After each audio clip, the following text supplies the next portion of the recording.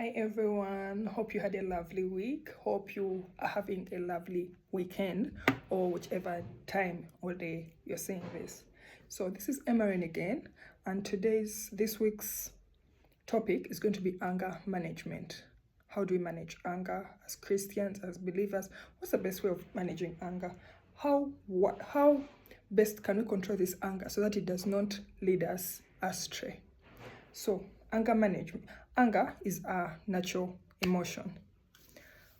It happens to every human being. As long as you're a human being, you will get angry at one point or another. You can get angry of even the pettiest things, like someone overtaking you, someone going in a negative direction from the right thing.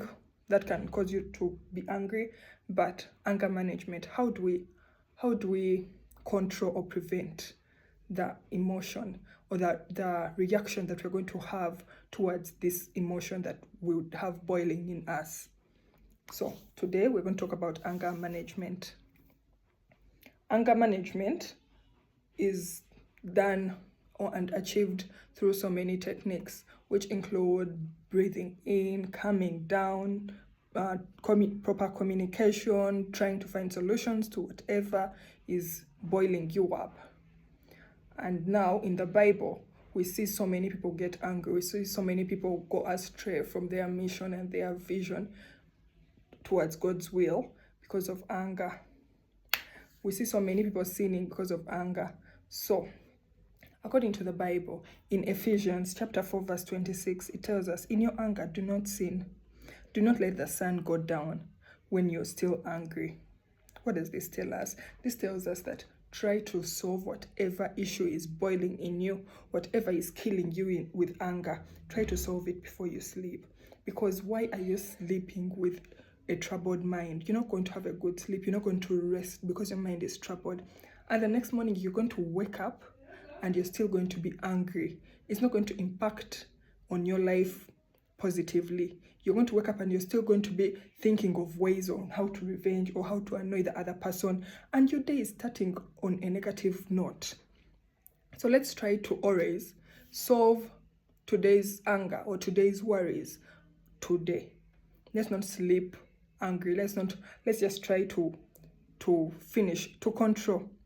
We also see this in Genesis chapter 4, verse 5 to 8, when Cain got angry because God was pleased with the brother's offering.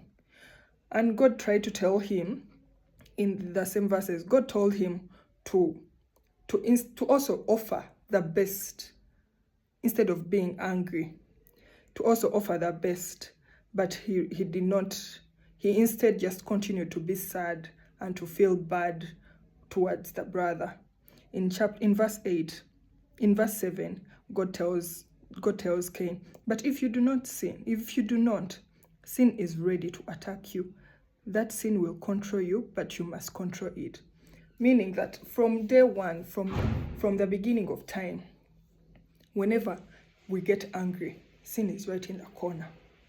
The devil is watching you, because when you're angry, he can penetrate in your mind and he can make you do evil. He can make you sin.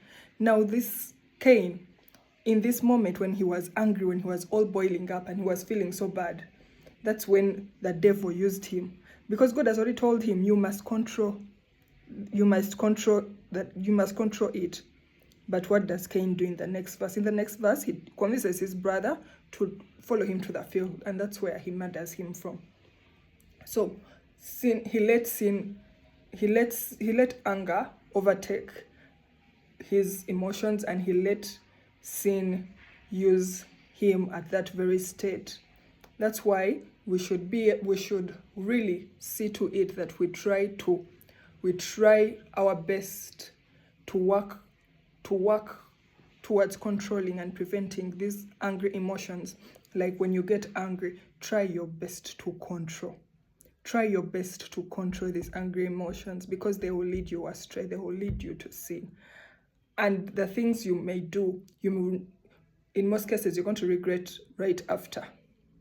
And there is nothing, you cannot do it. You cannot bring it back. There are so many people that sin, and after you've committed a crime, let me say people that murder out of sin, and and you're like, no, it was just a reaction. But it has happened. You're going to prison, you're going to whatever judgment you're going to face it just because of anger. And sometimes it is just a small, whatever has caused it is too small. It does not even relate to what the consequence is. So we should learn to control. In James chapter 1 verse 19, it tells us, be quick to listen, slow to speak, and slow to get angry. This simply tells us that when someone is annoying you through their speech, you can just decide to listen to what they're speaking, to what they're saying. Be quick to listen. Do not speak anything when you're angry. First, keep quiet, because you may say something to react to whatever they're saying, and they're not even done. And whatever you're saying may just destroy your emotions. It will just pull you down, pull down your spirit. It may just stir up. It's going to just stir up the trouble. And there is nothing good that's going to come out of it. Nothing good comes out of conversations that are done in anger. It's either you're going to make promises that are not going to be relatable, or you're going to react sinfully, or you're going to say something that's going to hurt the other person permanently. So that's why the verse is telling us, be slow to speak and slow to be angry. We see in Proverbs 16 verse 32, it tells us it's better to win control over yourself than over cities. Because once you have control over yourself, you can take over everything. Because you do not let outside forces to come into your spirit, to come into your soul, to use you. So you are at peace, you're calm. That is why we need to be calm. We need to calm ourselves down. It is not as easy as ABC, because we've all had those situations where the anger just overlaps and takes over. But we just need to ask God, when we're angry, just ask God to calm you down. Just ask God to take control, because He can do everything through Him. Everything is possible, and everything is at His goodness. In Proverbs chapter 15 verse 1, it tells us, a gentle answer quits anger, but a harsh one stirs it up. As I've said in the previous verse, when I was explaining James chapter 1 verse 19, when you speak harshly and quickly, and you're just quick to react to whatever you're reacting to whatever the other person who is trying to annoy you is saying, you're going to be harsh. The conversation is going to go on, and you're just going to be adding a catalyst. Whenever you're speaking, just adding a catalyst to this anger. And before you know it, everyone is so angry. Everyone is doing things that are even sometimes out of character. People are going to ask you after a week why you did ABC, and you say, I was just angry, but the act has been done. So we should just try to be as gentle with our answers, with our actions. Even when someone is annoying you, God can make you gentle. God can make you gentle. In Psalms 37 verse 8, it tells us, do not give in to worry or anger. It only leads into trouble. It only leads into trouble. There is nothing good that's going to come out of your anger. There's nothing good going to come out of you screaming and shouting and acting out of anger. Nothing good comes out of that. It is instead going to lead to the worst of troubles. That is what always happens. Whenever you let anger make you do things, whenever you convince yourself that, oh my God, I am doing this out of anger, it is okay to be, people always say, it's okay, people will understand, I was also angry, I'm human. Well, that explanation of yours is not going to give you any rectification of doing wrong, because the truth will still be that you have wronged, you've done wrong. If it is a sentence, you're going to receive your sentence. If it is a destruction of family, that's going to happen. And then in Genesis chapter 4 verse 7, it tells us, is sin crouching at your door? It wants to rule you, but you must overcome it. This simply tells us that every day when you wake up, in whatever you do, sin is trying to get into your life. Because the devil wants to steal from you. Remember, the devil came to kill and destroy. Kill, steal, and destroy. So the devil wants to steal from you. The devil wants to take the goodness of God from you. And every day when you wake up, when you open that door, the devil is also trying to build up ways on how to distract you from God's goodness. And what's the simplest way? It is by making you angry, because so many things can annoy you. You can get pissed because someone at work has parked in your spot very early in the morning.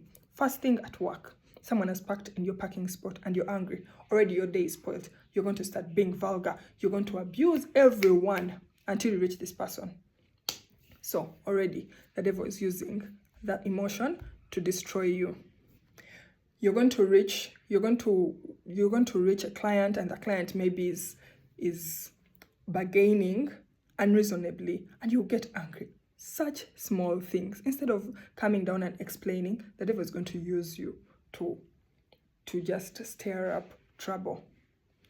You're going to reach somewhere, and maybe the things you were expecting were not delivered as your expectation, and that's enough to piss you off. Well, all this is going to cause trouble. That's just the devil trying to get to you. What do? You ask God to calm you down. You relax. Try to calm down. Be gentle in all you do. Find a solution. Communicate better. You do not need to shout for you to have communicated with other people. You do not need to scream. You do not need to get angry. You do not need to beat anyone for your point to be driven across. You do not need to be vulgar. You do not need to abuse anyone or to say hurtful things to people for you to drive your point across, because all these things are just going to stir up trouble. So this is my message to you this week, that we should let God deal with the things that annoy us on a daily, in fact, every second of every minute of every day of every week of every month in your life. We should just let God lead, and also lead us emotionally when anything is trying to drive us astray, to annoy us. Well, the Lord should protect us and just put a shield so that the anger in us does not build up. We do not sleep angry. We should always be trying to find solutions to things that annoy us. Try to find solutions to things that annoy us and react calmly, react gently. That's my message for you this week. Hope it helps someone. Have a great week. Have a good time. Be blessed. Bye-bye.